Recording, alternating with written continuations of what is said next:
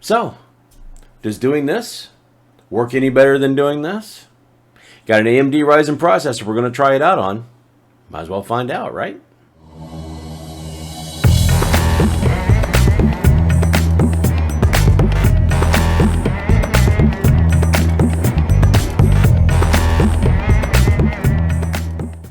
Hi, ThatPaulGuy. Today I'm taking a look at something that really came up during one of my last videos. And that video was where I kind of did the leftover build, where I put all the miscellaneous parts that I'm testing for other people, and even some that I keep basically as a spare. I tested them all in the same box, just kind of threw them all together just to see if I could get it to work and how well it would do if it did work. Spoiler alert, it worked out okay. It wasn't horrible. One of the things that I did kind of do was I had some mismatched memory. 4 gig stick out of an HP pre-built and an 8 gig stick running at 3000. This is 3200. The default on it's 3200. The default is 2667. You can overclock it to 3000 mega transfers per second, but it's not set that way. So I thought, okay, well, will I be able to use it? So I decided to find out. And again, that last video said that yes, okay, you could. It downclocked it to the original speed of the Crucial Ballistix, which is fine. But it got me thinking, if that clocked down 2 different memory sticks, different manufacturers, different speeds, they worked okay together along with all the other components, would it do better if I went ahead and matched the memory to make sure that they were the same speed, same manufacturer, basically a match set? I know AMD has in past generations of Ryzen was very intolerant of slower memory speeds and didn't really play well at lower speeds than if it was matched at higher speeds. Obviously, a lot of times if you put 1 stick of memory instead of 2 sticks of memory, you are going to notice a big difference. Even if you have, say, 1 16 gig stick and 2 8 gig sticks, there will be a difference, and that can be proven. But I went ahead and decided, what happens if I go ahead and put matching memory in? How well does it do? Does it do any better at all? Does it make any difference? So to start off with, what I did is I went ahead and took the configuration, and I'm going to show how it showed up in the BIOS for both sets. When I did the mismatched, I'll show that, and then when I did the matched set of TeamGroup Vulcan, that's these right here. These are 8 gig sticks, and they're rated at 3200. I'll show them both on the screen back to back. I want you to see first if you can tell me where I made the mistake, and then I will tell you what difference it made. So the mistake I made, in case you didn't catch it, is I put it in the wrong slots. You're supposed to, there's a default where you're supposed to put it in A2 and B2, I believe it is, and I had stuck in A1 and B1, and I did that with these, but didn't have any problems at all. And I think it's because it downclocked it and went ahead and made sure that it was software-wise trying to manage the 2 different sticks. And I know that it didn't make any difference because when I went back and put it in the proper slots, I get almost the same exact frame rates. They're within 1 frame rate on one test and like 2 frames per second on another, close enough to be margin of error. So it didn't make any difference. However, with the matching memory, I got all kinds of issues. With when I'm trying to test, say, Shadow of the Tomb Raider, it tried to give me issues, told me that it didn't have a driver support that was right. And then later on when I was trying to do, I believe it was Forza Horizon 4, it told me that I couldn't run DX11, and which was really strange because I had already been running DX11. And it made me think that my GPU might be going bad. And I finally went back, and when I went to go swap the memory out is when I realized I had it in the wrong slots to begin with. So I had to do some retesting. So if you did see that right off the bat, kudos to you. If you didn't, it does make a difference. I went ahead and put it in the proper slots the second time around and was able to run everything flawlessly. It all worked out really, really well. So we're going to go ahead and go over those, and I'll show you what differences it made, if any. And some of it was a little surprising, I have to admit. But we'll start that off. With Shadow of the Tomb Raider, we'll go ahead and start with, and it almost made no difference one way or the other. I mean, it's almost within margin of error. The higher the resolution, I can't even say it was better the higher resolution because it was actually worse the higher the resolution was. And then it got slightly better at 1080p low. It really, Talk about a surprising result there. I was scratching my head, but I reran both sets of memory to make sure, and that's what I got. So I don't know why the difference, but hey, it was a difference. With Borderlands 3, I started to see what I thought was supposed to be the difference, and in general, we're going to kind of see some of this consistent throughout. I figured it would be about a 5 to 10% increase with the matched memory versus the unmatched memory, especially that it's running at a higher clock rate. It really was a little bit confusing when I saw it at first, but then as we get into the lower resolutions, 1080p low, just the opposite of what happened with Shadow of the Tomb Raider, these were dead even.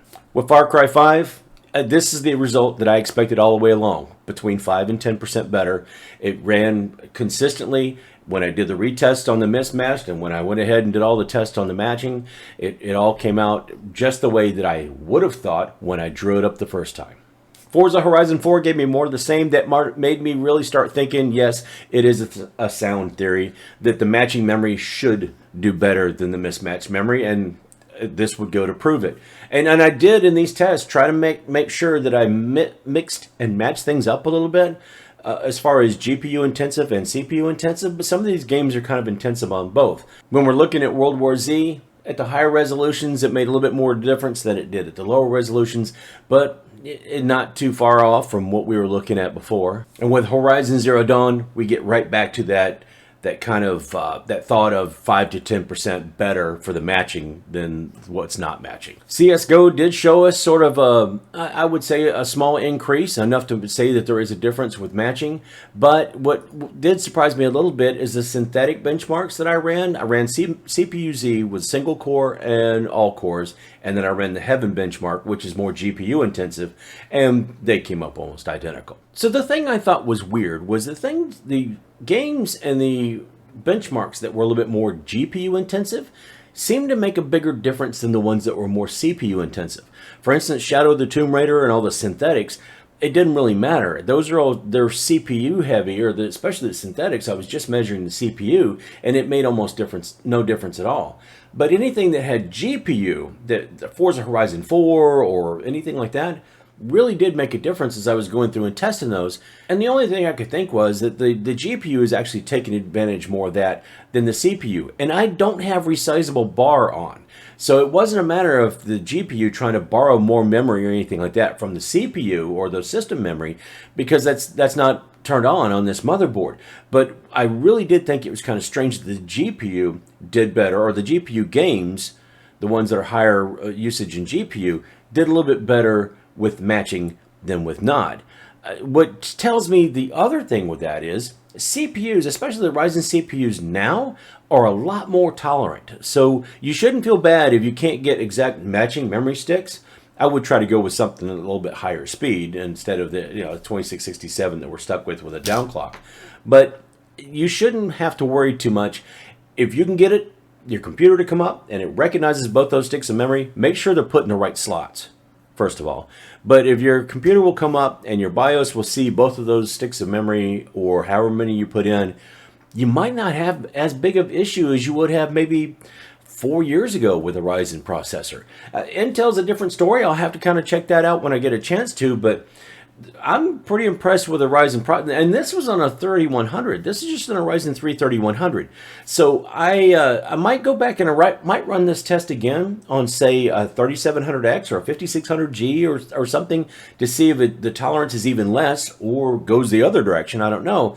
But at least in this case, surprisingly, the mismatched memory did almost as well as the matching memory. And if it's all you got, or if you can get a hold of it cheap, or it's going to hold you over until you get the good stuff, why not do it? There doesn't seem to be any harm in doing it. We already know the memory itself is safe to put in your computer, but it seems to perform pretty well too. So why not?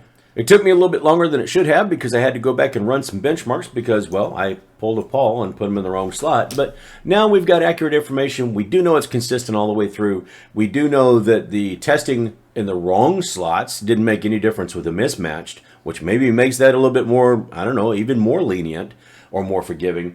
And we were able to go ahead and make sure that we had everything in the right slots for the matching, and it did give a little bit of a difference when I was going through and testing those. So I made sure to put all accurate numbers, everything's up there.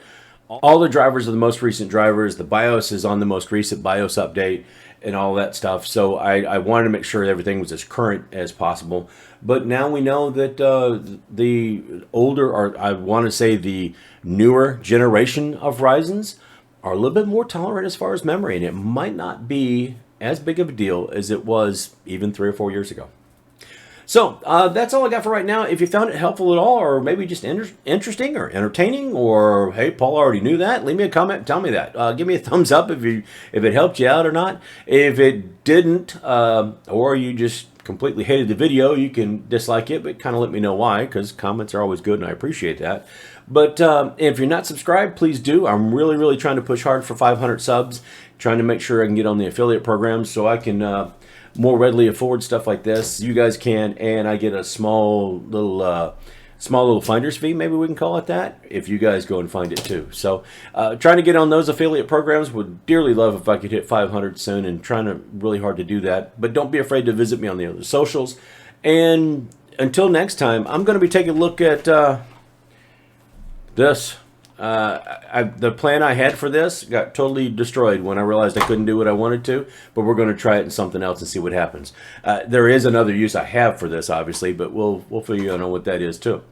So until next time, that's all I got for now, and I'll see you later.